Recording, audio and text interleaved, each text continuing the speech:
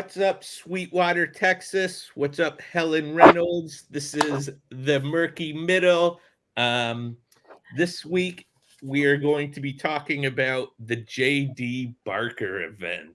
I'm here with my colleagues Ann Rose, Jackie Lipton, and Kelly Disterhouse.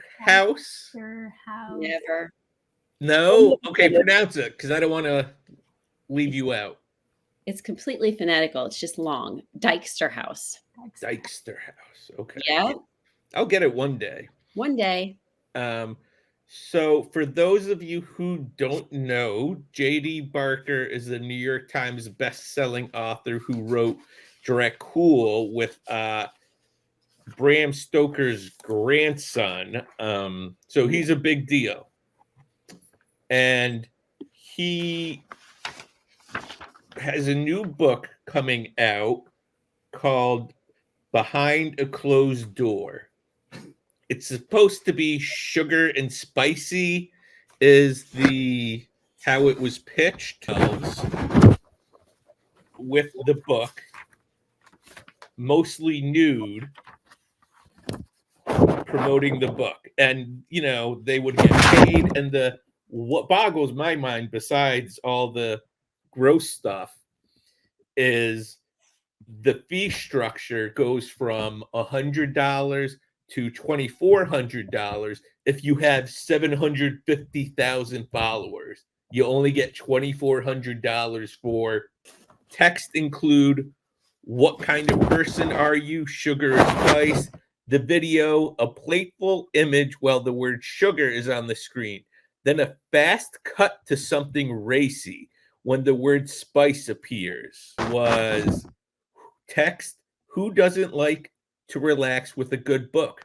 Video, a camera pan up or down the body, the TikToker's body, using only the book to cover up your naughty bits. Video suggestion, where is the most taboo place you've ever had sex?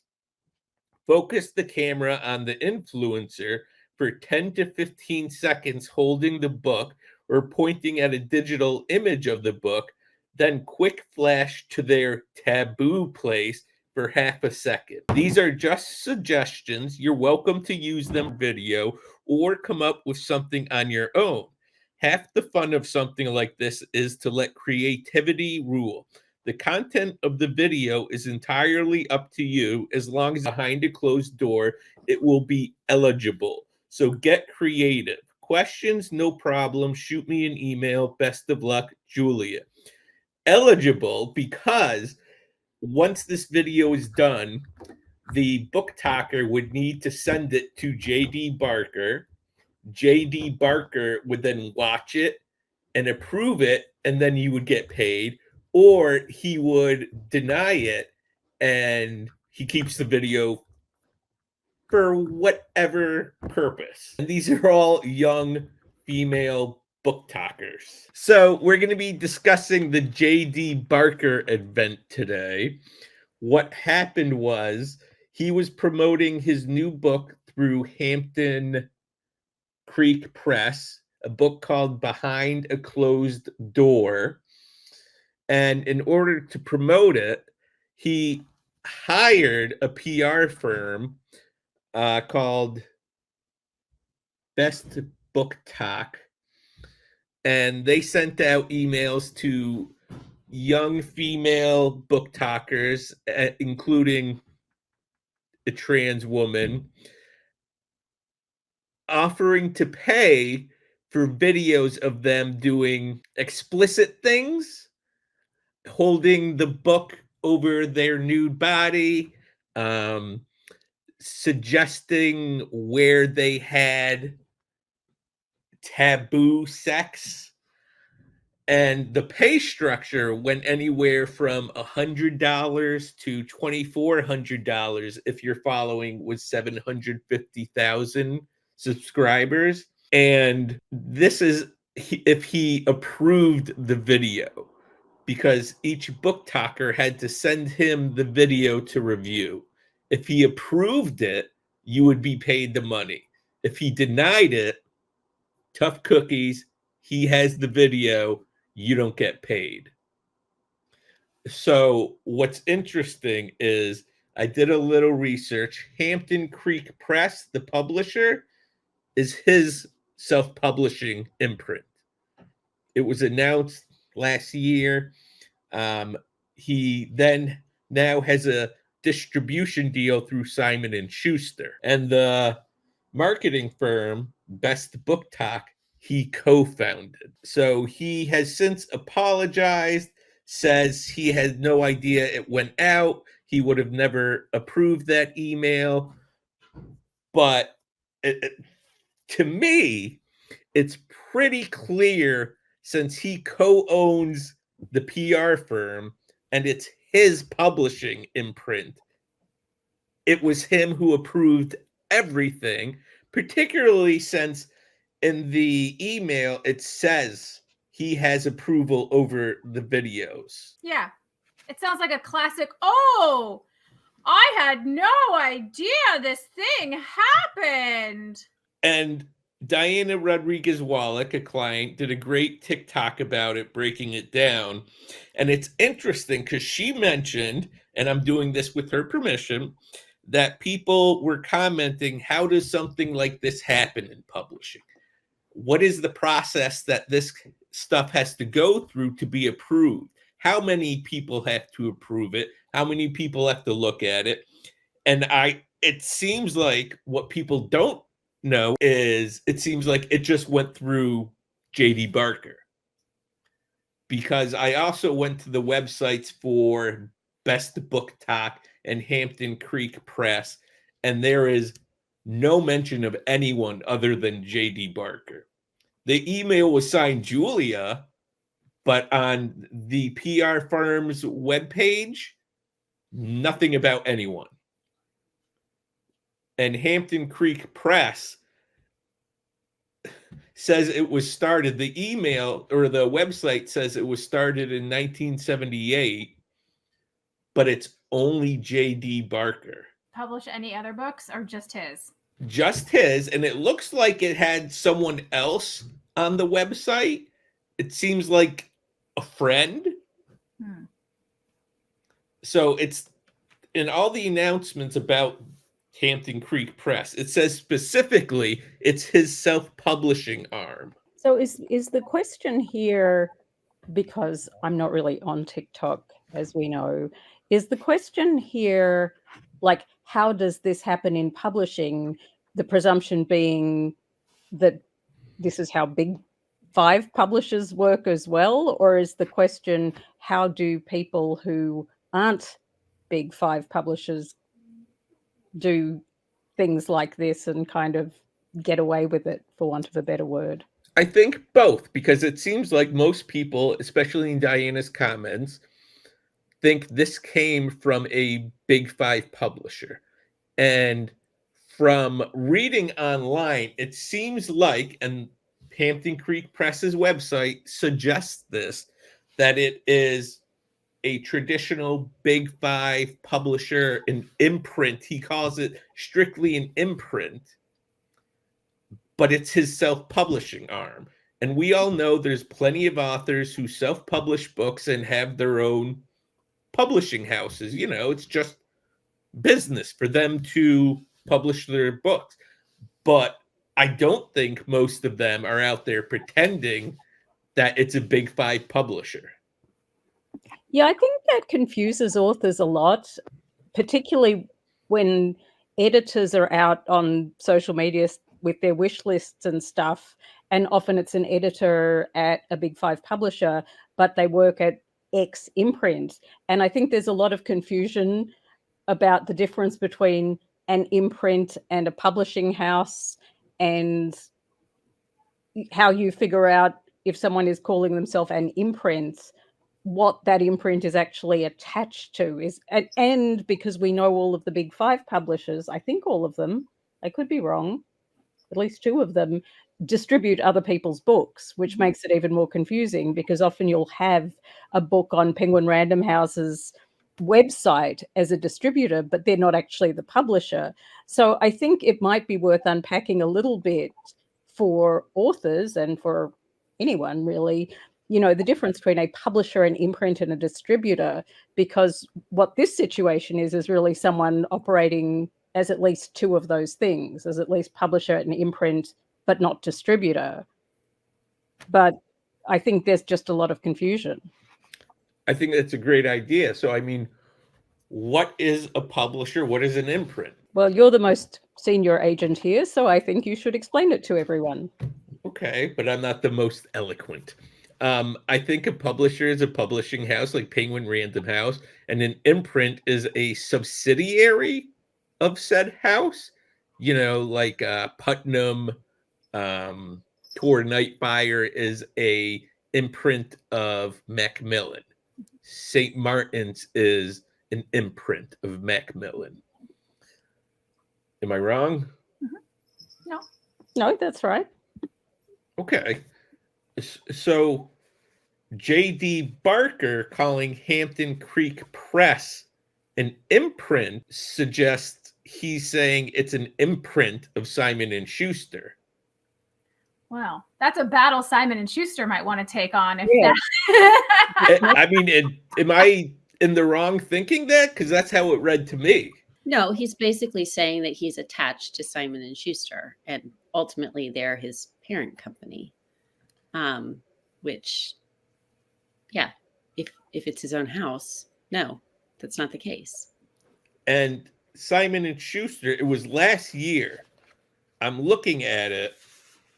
November 1st, 2023, they became the worldwide sales and distribution for the publisher, Hampton Creek Press. Mm-hmm. Yeah. So what's the difference between a publisher and a distributor?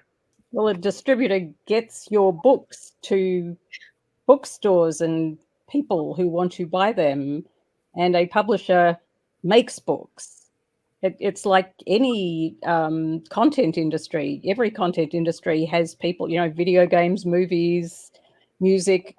There are the people who make the content and the people who distribute the content, and sometimes they're the same people, but often they are not. So Hampton Creek Press isn't attached to Simon and Schuster, isn't an imprint of Simon and Schuster. It's only distributed by Simon and Schuster. And I mean, while that's fantastic and great, there's a lot of great publishers that we've sold to that are distributed by Simon and Schuster. Doesn't necessarily mean those books end up in stores. Well, it doesn't say anything about your relationship with the broader Simon and Schuster other than they are prepared to fulfill that function for you. But correct, I mean, there still have to be orders of books. And, I mean, I'm not the expert in this area, but it would depend on your contract with Simon and Schuster and what Simon and Schuster is doing for you. Are they doing any of the marketing stuff? Because sometimes in a distribution arrangement, you do take the books, with your sales team, and sometimes you may not. So it's a contractual matter between the self-publishing house and what the distributor has agreed to do for them. So in the immediate release for indie author J.D. Barker signs print and distribution deal with Simon & Schuster for future releases from his imprint, Hampton Creek Press. It says Barker's forthcoming novel, Behind a Closed Door, set to release on February 19th, 24, will be the first title under this new relationship. The novel, described as 50 Shades meets David Fincher's The Game, I love that movie, The Game, by the way, has been optioned for film by QC Entertainment, who did Black Klansman, Get Out, and a preemptive bid. So I think it's incredibly interesting using Simon & Schuster's name in this press release and using the phrase imprint. Well, I mean, it pretty clearly says that it was his imprint. It didn't say an imprint of Simon and Schuster. So, I mean, he's technically not wrong, right? Like he does have an agreement with Simon & Schuster to be the distributor for the product. And it also is clearly saying that he is the imprint, not an imprint of Simon & Schuster. So like the terms are there, but it's just how a reader is going to take it. And so he's using Simon & Schuster as a heavy lifter, but I think he is being honest on the situation, if that makes sense.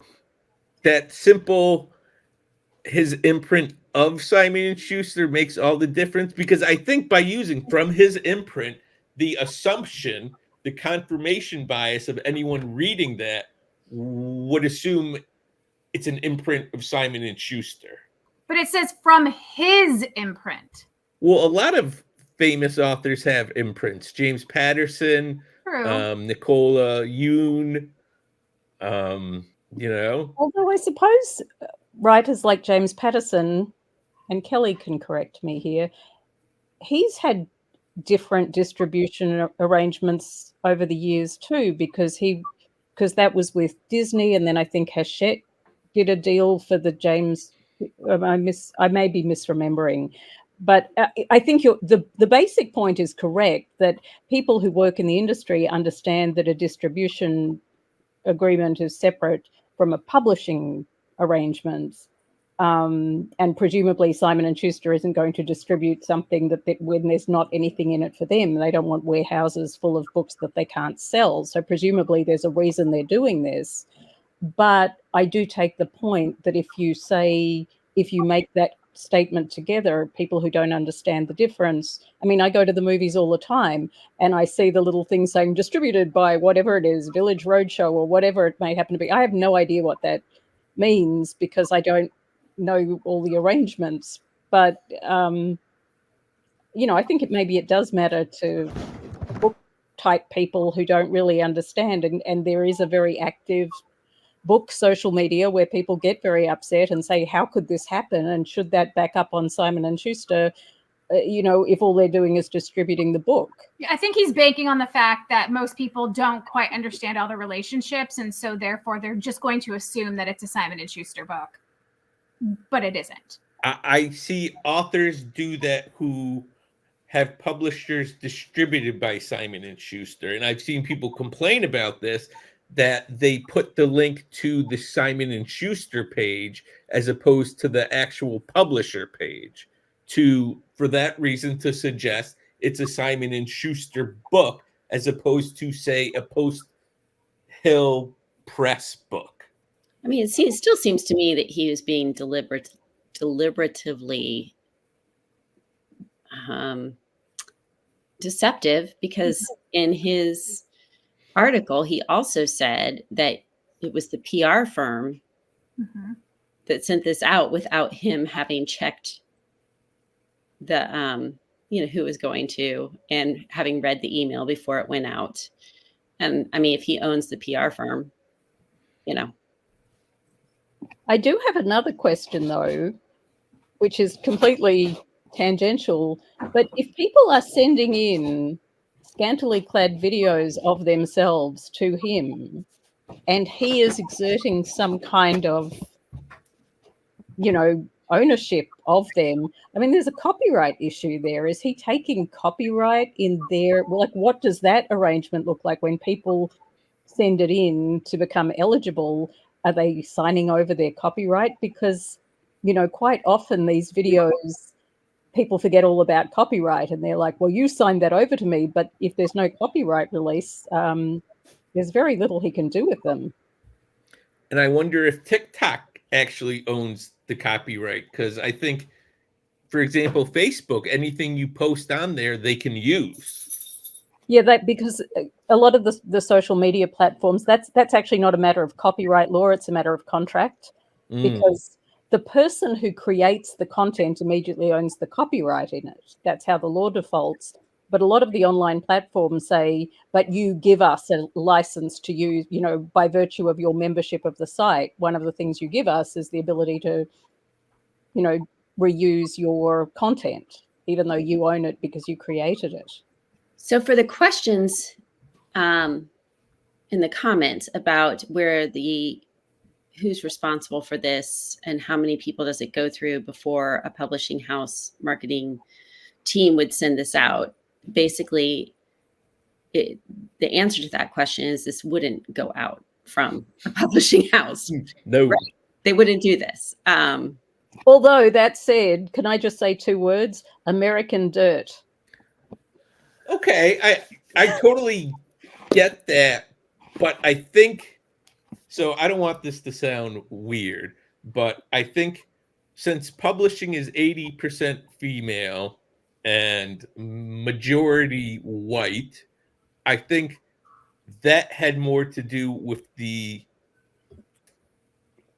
racial bias and Totally. blinders, as opposed to this being. This is skeevy. No, Yeah. I mean, no, totally. I was just saying that I don't want people to get the impression that marketing departments always make good decisions. I agree with Kelly that this would never have happened. Never say never in this world. I agree with Kelly, but I am. Yeah. This feels predatory. Yeah. Right. And that's the thing, being an older white man sending these to younger female BookTokkers. Yeah. I mean, it's not like a new thing, men asking women to exploit themselves for their own personal gain. Like, I think it's with the callousness and the bravado. Like, this is a great opportunity for you. After all these gross ideas about holding the book in front of your naughty bits, the next thing they say is he believes that he's doing them a favor by doing this. That's like, the thing. This is not a new thing. Like, women are exploited by men for their own personal gain and have been for years. So the idea that he came up, was like, oh yeah, you know, well, I think it might be a good idea. I'm gonna ask some pretty girls to come and like hold my book in front of their goodies, and it's gonna be amazing for them. Like, the fact that he came up with that idea, like, I mean, to me, it makes that's exactly he came up with that idea, because it's been, you know, it's been done. Like, women have been exploited for men for years. Yes, so, I can't muster the outrage because I can't muster the surprise. Yeah. It's like, I'm not surprised that he came up with this idea, like that he thought it was a great idea, because of course he did. It's interesting you mentioned it's as old as time, because in the email to these BookTokkers, it touts how out of the box his thinking is and how creative and imaginative this is, and mentions it, tells them, these are just suggestions. You're welcome to use them for your video or come up with something on your own. Half the fun of something like this is to let creativity rule. The content of the video is entirely up to you. As long as it's promoting behind a closed door, it will be eligible. So get creative. Again, not surprised that he thinks that he came up with this brilliant idea. Like, this is every woman that sat in a meeting and said, hey, I have this idea, we should do this. And like, and then the guy's like, hey, I have an idea. And then says the exact same thing. And they're like, oh, this is so brilliant. Like, why didn't anyone think of that? Like, of course. Like, just. So he says, I take full responsibility. This campaign was never approved. The email wasn't meant to go out without substantial rewrite, but through a chain of errors, it did. So those 2 sentences, for me, totally contradict himself. This campaign was never approved. The email wasn't meant to go out without a substantial rewrite. So he saw the email and claims it was released without his knowledge. But that he had no idea this was happening. To be rewritten. So you're right. It contradicts itself. Like, it wasn't approved, but I wrote this email and the email was supposed to be redrafted, but it wasn't approved, but there was an email. And there's this part that I've heard a lot of people complain about. I have nothing but the deepest respect for women. I'm a husband. I'm a father. There is no excuse for the insensitivity demonstrated by my actions. The weight created by those actions is inexcusable. I can and will do better. The I'm a father and I'm a husband sort of feels like, hey, but my friends are women. He's using them as a shield to protect himself because he can. Wasn't that the same line of thought supporting a certain Supreme Court judge who was appointed a couple of years back? And it's like, I couldn't have done this because, look, I have all these women friends who I've never had this particular unsavory experience with. So, yeah. I mean, to go with that, though, predators do that. They make sure they do that. They make sure that they have friends. So they have someone that can come forward and be like, well, he never did that to me. So, what was that TV? It was a Netflix show, right? It was Ted Bundy or something, wasn't it? Like, and like how was it Ted Bundy? Come on, someone work with me here. There was a serial killer. Yeah. And how like people were like, well, he was just seemed like such a nice guy, because they do that in their world. They set it up so they have places to fall. So people will be like, but he fed my dog on the weekends. Like he could never be, so it's.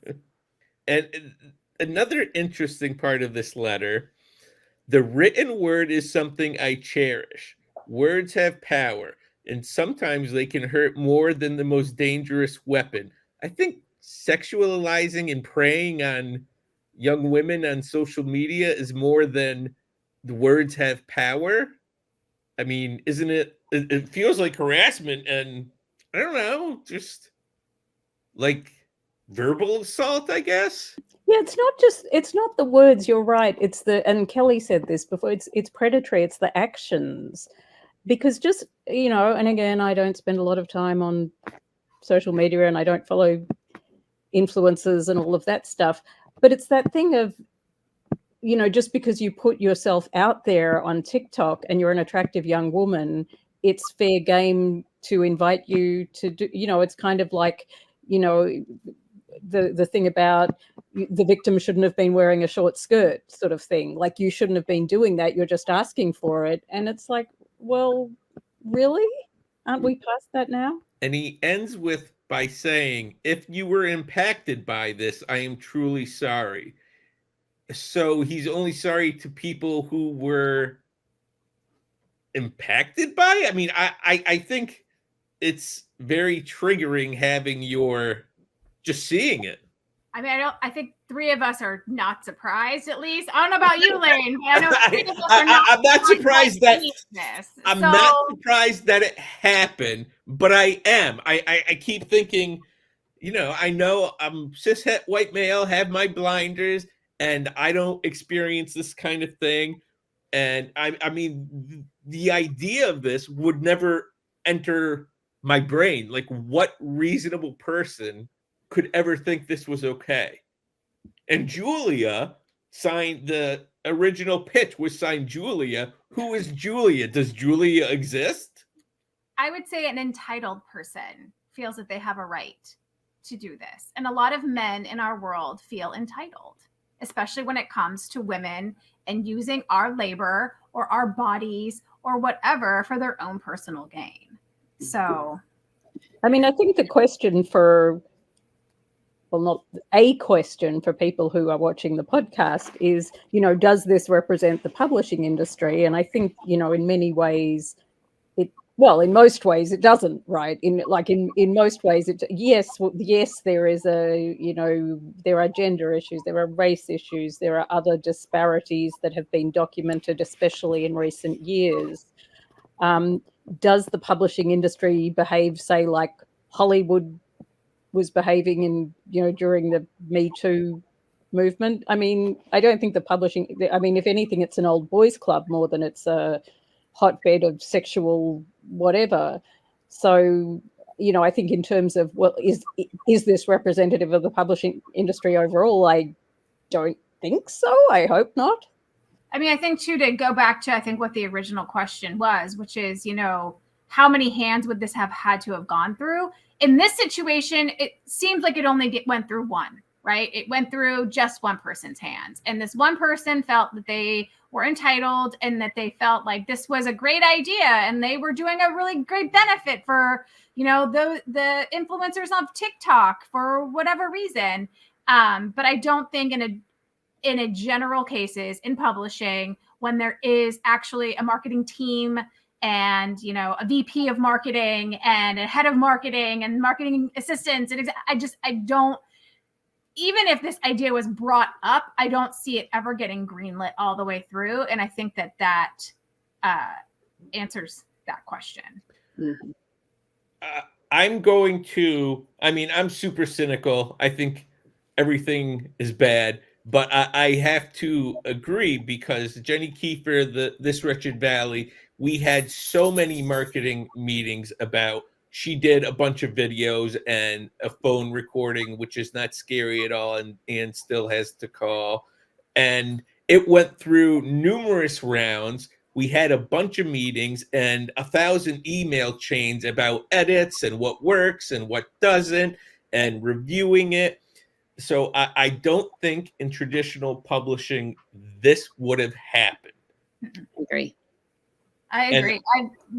Same situation. Like MSC Wells, she's the author of This Girl's a Killer that's coming out this year in Source Books, right? She's already had a couple calls with her marketing person, her marketing team, right? Letting her know because she's very much on social media. She's out on TikTok. She's making content. She's amazing. So, they've already had conversations about like what she's doing and how she's doing it. And like, so that, and those conversations happened a lot earlier than they normally do because she's so much out there on social media and doing a great job at promoting herself and promoting her work. So I just don't, I agree. Like it wouldn't happen. I wonder if this is also, if there were other people involved, if this Julia exists, did J.D. Barker surround himself with yes people who are just going to nod and say, that's a great idea. Yes, let's prey on young women, which is basically what he did, I think. So if Julia really exists, she can call in and be on the show. Oh, I would love to talk to Julia if she has the cojones, if she exists. I mean... Okay. I'm going to explain it to you real quick here, Lane. Balls are weak, okay? Balls are weak. So if she has the vagina, right? Like, if you want to genderize it here. Like, I'm not going to say that. I'm not going to say that word, so I will let you. Then don't say the cojones because the cojones are weak. You flick a pair of cojones and like you're going down, my friend. So I agree. I was wrong. You're right. Absolutely. That's my dumb white male cishet genderization blinders. So I apologize for that.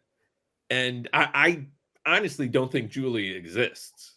Julia, we'd love to talk to you. I hope you're okay, Julia. We are concerned about you and your safety, honestly, at this point. So Seriously. So J.D. Barker did get dropped by his agent.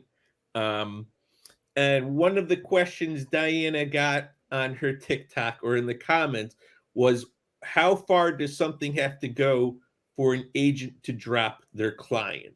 Like, how big does the F up have to be? I think that's going to have to be a question that is based on, it's going to be every agent has a different answer and every situation is going to have to be graded differently, so this is not a one size fits all. I think in this situation, I think anyone who was this person's agent probably would agree that this would be a droppable offense, but depending on what the offense is in the future, it would be hard to gauge exactly what that is, in my opinion. Yeah. Has anyone here had to drop a client for social media faux pas? I have. I've had to drop an employee and I've had to drop a client. And neither case was I did it because I got called out publicly or Lane, you need to go do this. Someone called out the employee on Twitter and brought it to my attention. And I think Matt Belford actually called me first. And then I saw it on Twitter and I took immediate action. It had nothing to do with anything on social media. One person said something, they pointed it out. I don't think anyone else talked about it, but I did it because it was my own conscience. It was something I didn't want at the agency, something I didn't want to deal with. I represent trans authors. I'm sure other people here at the time represented trans authors, and it's just no. And then you get into the whole freedom of speech thing, and it's like, yeah, you have freedom of speech, but you don't have freedom of consequences. Well, I think too, it's worth being aware, and speaking as one of the people who's never been in that situation, that we all do a fair amount of research and cyber stalking and conversations before we sign people. And I think, earlier in the social media revolution, people weren't as conscious of just how damaging it could be and how damaging comments could be. And we are very, very careful now. And there's many reasons a client might be a bad fit, but one of them might be just stuff they're putting out there online that you don't feel comfortable in a professional relationship with that person, and that's perfectly legitimate. And going back to the free speech point, yes, anyone can say whatever they want on social media as long as it is not a legal wrong. And even then, there's a lot of stuff on there that's copyright infringement, defamation, whatever, and there are no consequences. But that doesn't mean you're a good fit with a particular agent or agency. So, it is worth bearing in mind that we are all stalking each other. And I use that term lightheartedly, but we are very careful when we sign people. I think big enough F up, I think having differing opinions than your clients or your colleagues is totally different. I have radically different opinions than some clients or some colleagues, but that's a them business. That's a them problem. My opinion is a me problem. It's a major F up when you put it on someone else. Yep. So if JD Barker had done one of these videos himself holding the book over his quote unquote naughty bits, I'm sure people would have still been upset. Like, what the hell you doing, bro? But I don't think people would have been like, hey, stop preying on young women. I actually think that probably would have been brilliant. That's probably exactly what he should have done. Yes, and then we would be having a massively different conversation right now instead of the one that we're having. So Really? I think so. So next time an author comes out and does that, I'm going to take credit instead of them. I'm going to be like, I said that. That was my idea. I mean, are we sure that hasn't been done yet? Like, I don't. It's very possible that it's already something that's taken place, but maybe. So I already know the answer to this because I know you all and I know myself. Would you have dropped JD Barker? I mean, not have signed him. I was just gonna say, probably wouldn't have signed him in the first place. Yeah. Well, if he was your client, if you were representing New York Times bestseller, who worked with the grandkid of, say, I don't know, George Carlin? I don't know why I pulled that name out of my head. But I mean, would you have dropped someone who did something like this, that if they were a client? Yes. Yes. Yes. Yeah. I mean, I just, asking questions. I hate when people say that. I'm just asking questions. I can't think how, with a regular agent's client relationship, it would ever have gotten to that point, because we all talk to our clients all the time, and if they have some brilliant marketing idea, they always talk to us about it. So it's like, that's why I have trouble answering that question, because in no universe can I imagine that actually. Right. No. So for Jenny Kiefer's This Richard Valley, when she came up with the idea to do marketing videos, she asked me, what do you think? And I was like, oh, it's amazing. You know, it'll be like Blair Witch, or I think she said that. All credit goes to Jenny because I'm a dum-dum when it comes to marketing. But I know she brought it and said, what do you think? Would this be cool? And I said, absolutely. Now, if a male client came and said, hey, what do you think about getting BookTokkers to go nude with only my book covering them? I would have said that, no. Like, bro, what are you thinking? Like, why? I'd be like, I don't know if we can work together if that's where your brain goes. I mean, yeah, never mind. I'm gonna keep that thought to myself. I mean, you have a cis white man who is coming up with this idea, and so like, did he even think about having that conversation with anyone else? Like, I don't know. Like, I don't have a lot of male clients on my list. Cis straight white hetero men. I don't have very many on my list. Do yours come to you with? I mean, my client does. He'll come to me and he'll ask me, hey, we talk a lot about all the things, but I kind of feel like he's like this unicorn in the midst when it comes to it. So, I mean, was that even something that him and his agent had that kind of relationship? I don't know. And should they have had that kind of relationship? I mean, he also was represented by a man. So True. I don't know if that plays into the dynamic as well. But part of onboarding clients is I say, if you have anything, run it by me. If Obama shook your hand one time, I want to know about it because maybe it'll be important talking to an editor. Maybe it won't be. But I want to know everything, and I run everything by me because you don't know what you don't know. Just like I run stuff by everyone here because I don't know what I don't know. Yeah, I think it's hard to sort of presume. And, you know, I'm very risk averse, and I'm a lawyer. I'm one of the risk averse lawyers, not one of the lawyers we see on TV a lot. But it's really hard to presume sort of what goes on in other agent author relationships. And it's kind of, I find it hard to do that because I know how I like to agent, and it's taken me some years to sort of develop my agenting style. And I think maybe the way I talk to clients is a little different to probably how it was when I started, because I've learned some stuff along the way. So, you know, I can look from the outside at someone else's relationship and say, how the heck did that happen? Well, they were two white dudes and they clearly, but I have no idea. And I just want to put that out there as a disclaimer that we're guessing, we don't know. The result was clearly not a good one in this particular episode. And, you know, maybe we'll all learn something from it. But yeah, I mean, as Anne said before, it's so like the decisions on how to work with clients and what to discuss with them and when to drop them. And yes, this is very egregious, and this is very see, that's a good word. Egregious is one of my words. It's an excellent word.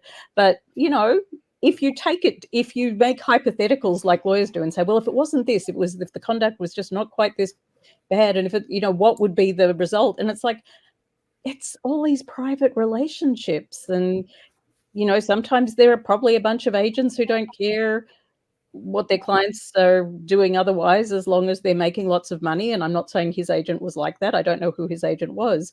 But, you know, there are different relationships. And I like the way we agent at Tobias because we are very collaborative and we do talk to each other about everything and we do ask these questions. But I don't love sort of casting too many aspersions on other people's business practices because I don't know. I don't know what's going on. I do know his agent, and seems like a good guy. He's referred people to me. I'm not going to say his name because why bother? I don't want to throw anything on anyone. But I can't imagine he was like, oh, that's a good idea. Yeah, I can't imagine anyone saying like, oh, that's a good idea. Go for it. I don't think he ran this by his agent. I mean, I think I've met his agent once before a while ago, so not super familiar, but he probably doesn't remember me at all, which is fine.